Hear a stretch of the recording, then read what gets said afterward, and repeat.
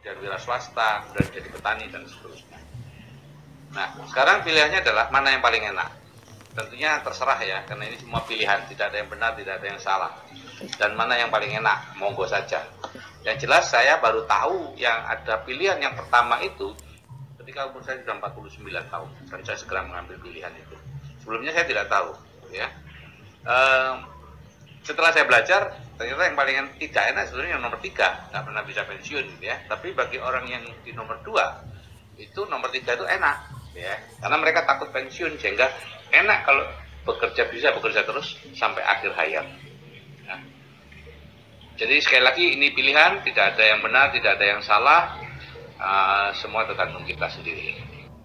Nah, cara mendapat penghasilan ada 4 cara, Bapak Ibu, ya, seperti yang kemarin sudah saya sampaikan. Yang pertama adalah sebagai employee, ya. Ini biasanya kerjanya keras, tidak ada keamanan dalam pekerjaan dan tidak ada waktu. Yang kedua adalah self-employed, itu profesional dan pengusaha mandiri, ya. Itu utangnya biasanya banyak, Bapak Ibu, dan tidak punya uang. Dan 95% orang ada di kuadran ini yang disebut kuadran kiri, kuadran active income. Hanya 5% kekayaan dunia yang di sini, ya, sehingga yang di sini makin lama makin berat dan umumnya stres, ya. Nah, yang sebelah kanan adalah business owner, pemilik bisnis. Itu ada 3 konglomerasi waralaba dan network marketing, ya. Biasanya kerjanya mudah, stabil, dan punya banyak waktu, ya, kalau sudah berhasil tentunya, ya.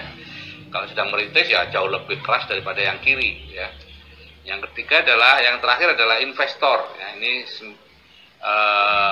tidak punya uang, tidak punya utang dan berkelimpahan semuanya, ya.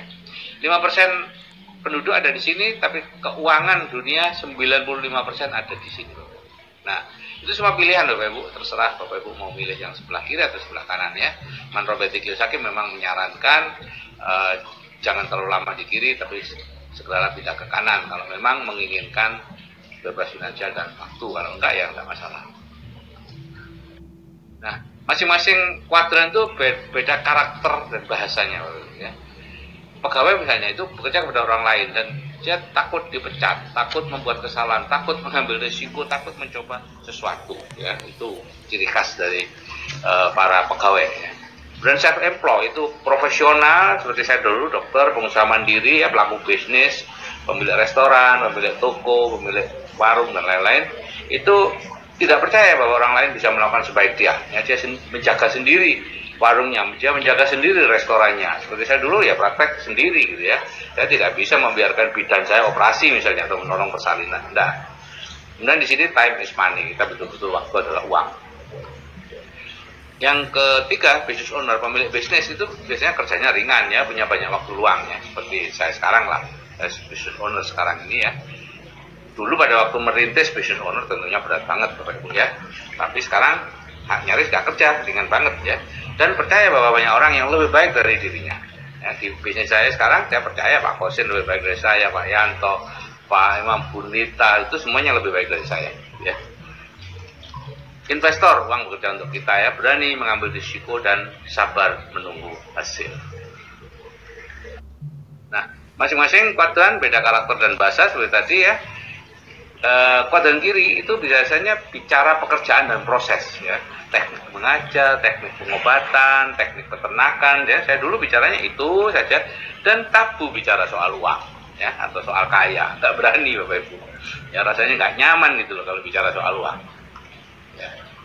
Akibatnya Pak, ya kita bekerja terus karena apa yang kita bicarakan itulah yang akan masuk ke pikiran bawah sadar kita dan akhirnya menuntun kita.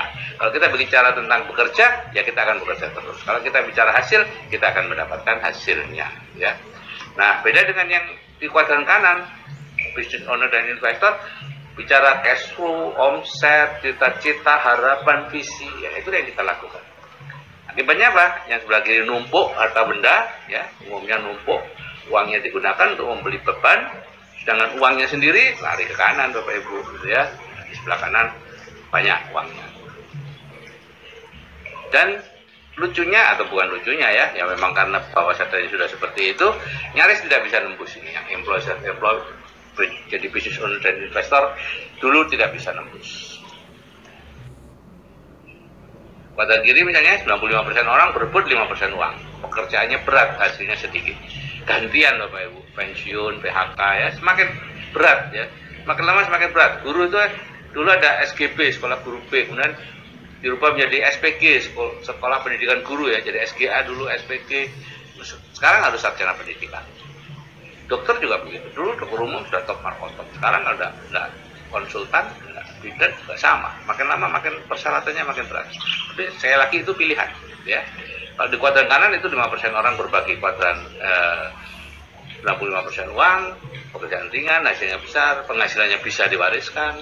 Dulu eksklusif keluarga kaya yang bisa menurunkan itu, tapi sekarang ada train entrepreneur, jadi sudah bisa dari kuadran kiri bisa ke kuadran kanan. Ya.